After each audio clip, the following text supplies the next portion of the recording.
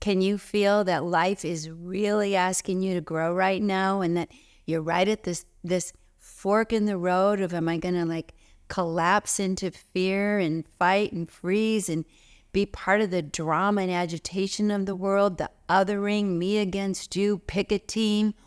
Or can you feel that this other road is opening up, inviting you to be part of what is becoming the new human, the human who's not in the third dimension of ego and polarization and struggle, but the human that is activating with love and co-creativity and inner senses that are incredibly empowering, intuition and psychic abilities, and seeing things and reading life accurately.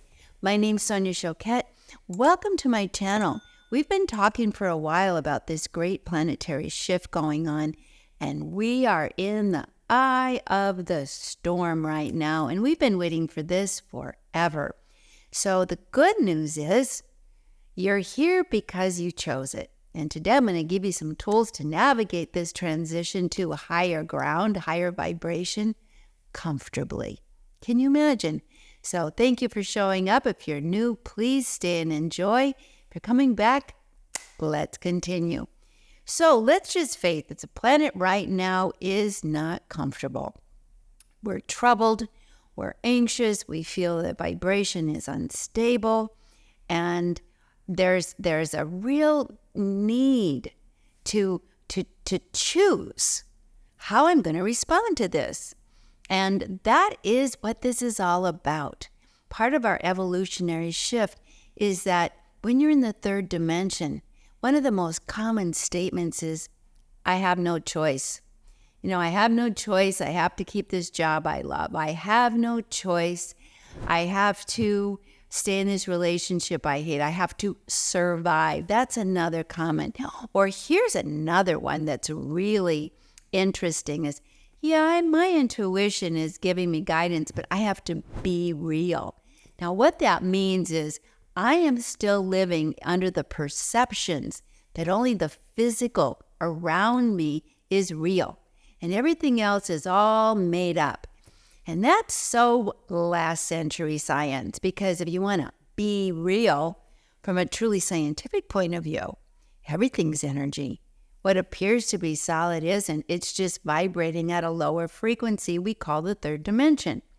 Now, we elevate that a little bit. We accelerate that vibration. It expands this way. Even though we say fourth and we think go up the ladder, it's really opening up to perceive more subtle energies going faster. So you can feel it between your hands. There is a force that's real. Being able to relay transmissions, vibrations, me talking to you via the technology is real, and we're connected, but we're not in physical form together. So these are the limitations of the third dimension that want to keep us from growing. We are being asked to choose where we want to live, what frequency. The third dimension frequency is really messed up right now. That is the most awful frequency. No one's safe, no matter what position you take. You're polarized, me against you. You justify. There's fighting and revenge and horrible things. And it's gotten so much worse that I wouldn't live in the third dimension for any reason. But all the dimensions give us a mirror of where we're choosing. So in the third, we're choosing our limitations. In the fourth, we're beginning to choose, and it begins to reflect how open-minded we are. Are we willing to grow? Are we willing to learn? This is where I get a lot of people and a lot of students coming and saying, I feel my intuition. I feel this is going to happen. I feel this is right for me. But how can I be sure? So it's like, I'm feeling it, but I am not feeling confident to lean into that frequency. I'm not feeling willing. That's the key word today, willing to be empowered, to look at, I have a choice, that I am choosing where my experience. And some of that choice is conscious, some of it is kind of autopilot, but it's all being flushed up to consciousness. So say say you want a relationship, but you keep choosing to be so independent and so defended and so unavailable to any sort of support or any sort of collaboration, well, where's room for the relationship? What's happening now is you're going to see, well, I actually have no room. I had a client I spoke with the other day, and she said, what is my block in relationship? I'm meditating, I'm praying, I'm signing up for the meetups and the dating apps, and I'm going to just grow old and my kids are going to have to take care of me, so I have to find someone else to do that. And I said, well, you're not talking about creating a relationship then. You're talking about an live-in home care person. She laughed, and she was surprised when I reflected it and mirrored it back to her. That's not very attractive. Who wants to take care of me when I'm old? Doesn't sound like a very romantic, opportunity or invitation. It's like, I'd run from that because, goodness sakes, I'm trying to just manage my own aging process. I don't want to be liable for yours. So she said, you know what? Until I said it, I didn't know that's what was actually motivating me. And this is what's interesting. So then you check in. Do you really want that? Do you really feel that you can't take care of yourself when you're old? And that you better hurry up and find a relationship because you're getting older by the year? And she said, you know what? Actually, I don't feel that. I think that, and my mother thought that, and my mother said that, and my mother told me that. So it's like a tape recorder, just running my perceptions and my imagination, but it isn't my feeling. And right now what we're experiencing is sort of a collision between what I'm actually feeling, my truth, my power, my inner guidance, where I'm actually reading my life accurately, and the tape recorders from the old story of the third dimension that my mom, my grandparents, my lineage, my history, others, my world that says this is the real world, they're colliding.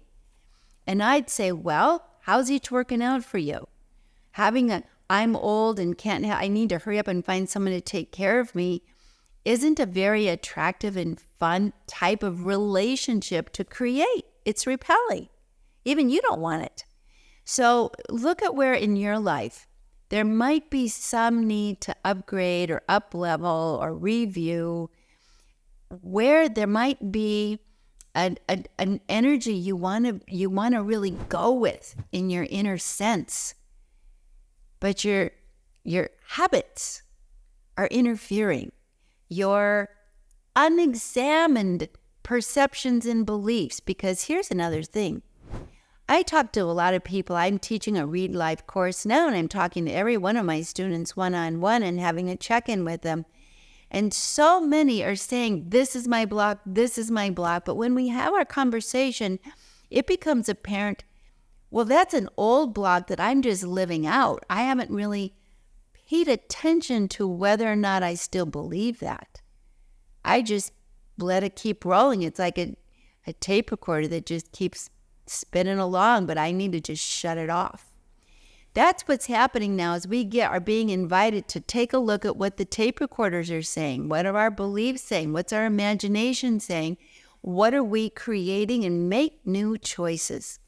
Now, realistically, any kind of change requires a lot of attention, a lot of honesty, and willingness. So you have to first pay attention. Where is my life not working? Honestly, am I willing to say I play a hand in that? Am I willing to not say I'm a victim of circumstances and I have no power? Am I willing to be powerful? Am I willing to try something different? People say all the time, oh, that's so hard, that's so hard. It's like, well, not really. It's not difficult. It's just different. You want to do something different and just do it a little bite size at a time. Just a bite size at a time and see what happens. I was helping a friend who wanted to move and she said, I can't move. It's not going to happen. It's not possible. And I said, well, the third dimension certainly says that. She goes, the mortgages are too high, I won't qualify. And I said, yeah, the third dimension certainly reflects back that this is absolute fact instead of it is an option to live in this frequency, but there are other options. And then, like, she said, okay, I'm going to imagine that I can have other options. And an old college roommate contacted her that she hadn't talked to in 10 years, who she adored. She said, I got a divorce about 1.5 years ago, and I want to move to your area, but I don't really want to live alone. I don't know anybody, and so I'm wondering if you'd like to be my roommate. And she said, I have a very good settlement with my divorce. I'll buy the home. You can live with me, and we could have a nice time together. So bam, new home. Didn't even cost her anything. So in the third dimension, you play by these very restricted rules that say you can't succeed and it's going to be painful. The fourth dimension you live by, well, it might be possible. I wonder if I'll allow it to happen. And in the fifth dimension, it's ta-da, miracle, here it comes. There are no obstacles. So if you're meeting obstacles, you're either in the third or fourth dimension of perception, and something's blocking you. And there's something to learn, something to shift. It might be something subtle, but it does require attention and honesty and curiosity. And if you don't know what it is, and you say, well, look, I know, then just my prayer is, divine spirit, move me in the direction of my highest good and move me out of my own way, and watch what happens. So those are my tips and tools for this week. If you've never seen me before, been here before, thank you for your time and energy. And I send you all my love and hope you got something out of this. And if you did, maybe give me a thumbs up or come join our community, because we are managing to navigate this wild transition together. And it's been very exciting. If you've been here with me, thanks for coming back, and I'll see you next time. All my love.